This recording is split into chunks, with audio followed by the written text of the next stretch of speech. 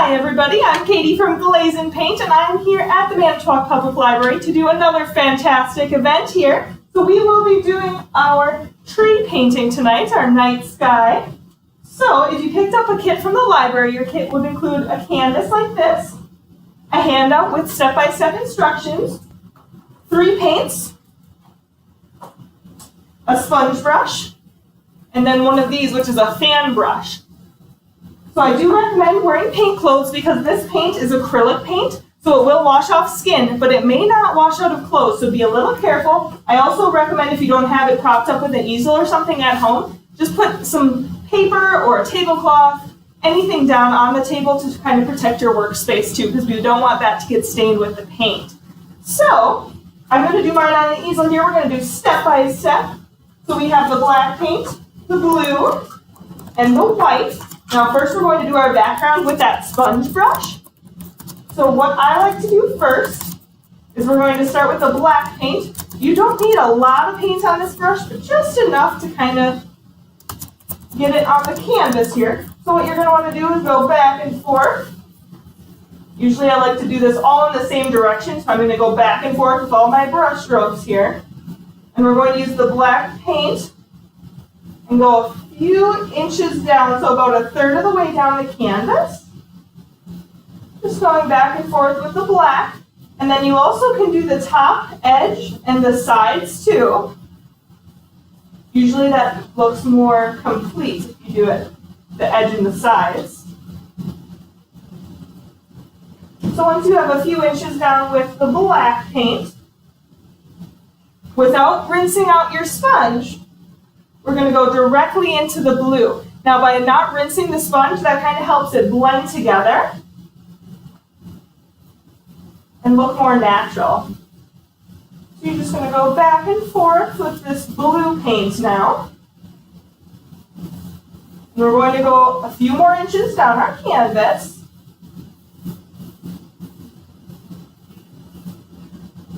Always going back and forth in the same direction.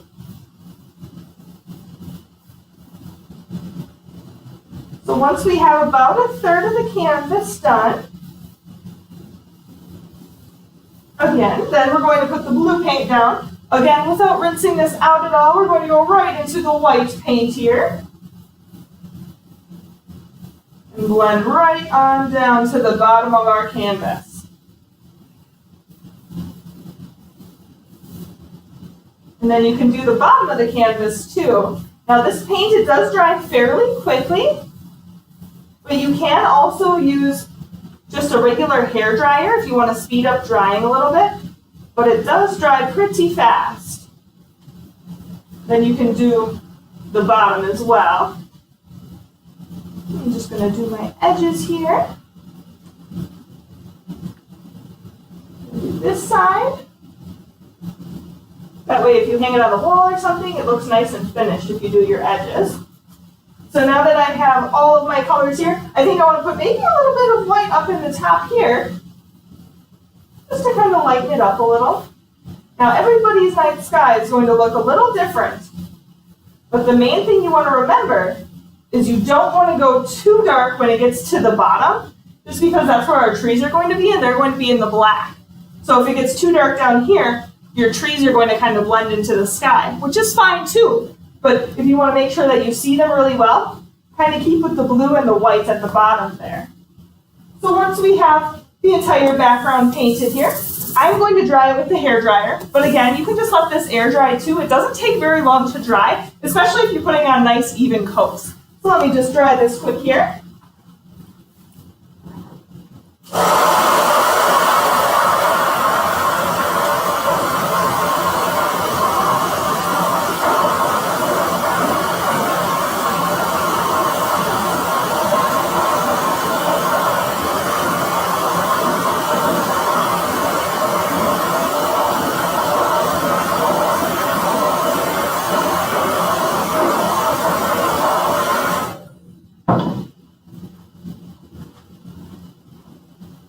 Okay, so my background is mostly dry so that we can move on to the trees.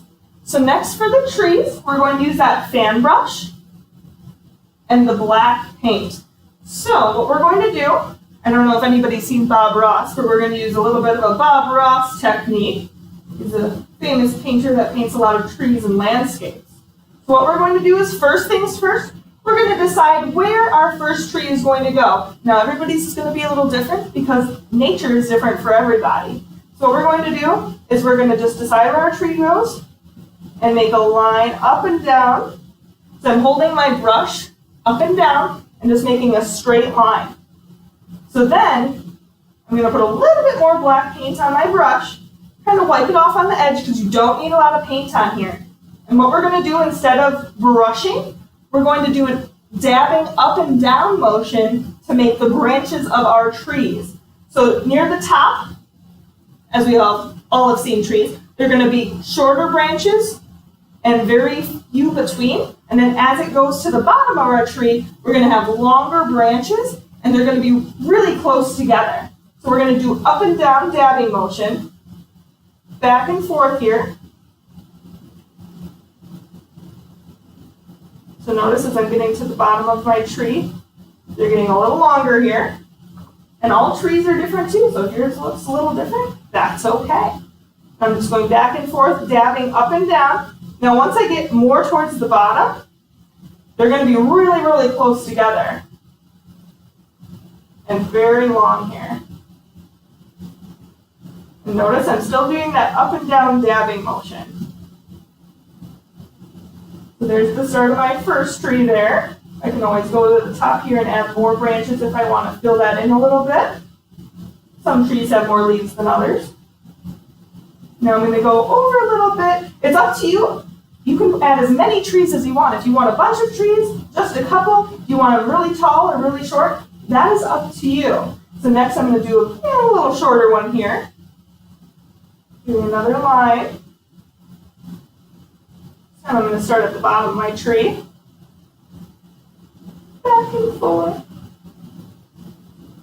And again, once you get more towards the top, there are going to be fewer branches.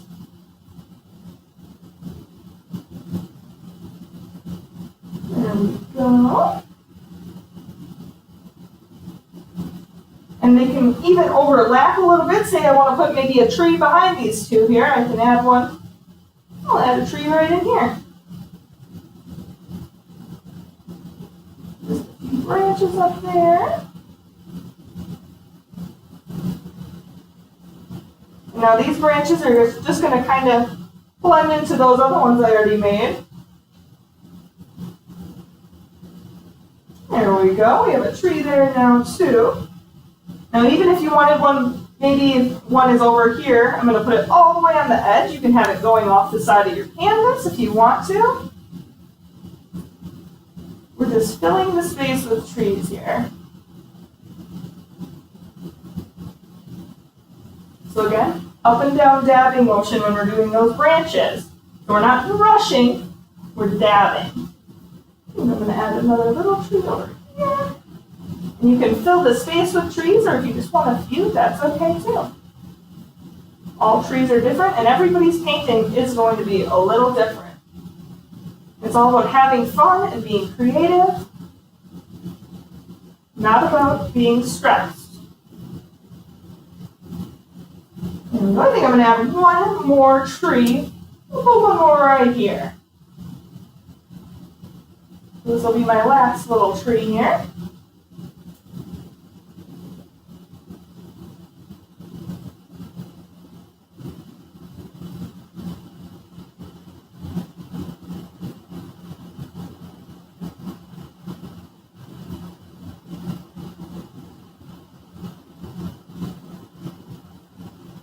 There. I think I like that. I think I'm just going to add a couple branches on this side. Kind of like there's a tree off my canvas here.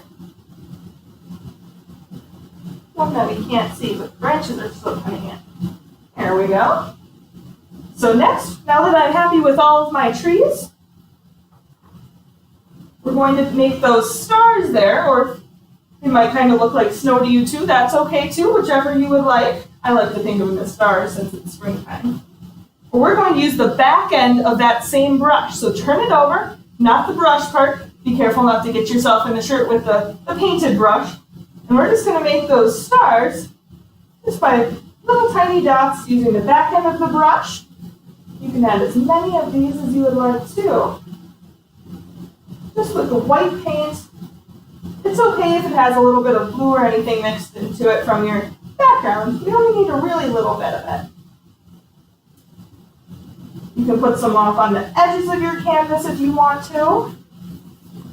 Maybe it's a really starry night, or maybe you just have a few. That's okay too.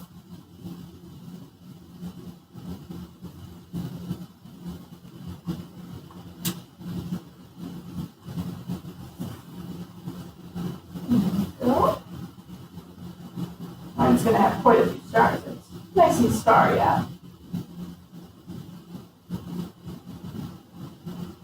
Okay, so once you're happy with all of your stars and you want to add anything else, go ahead and add something else if you want to.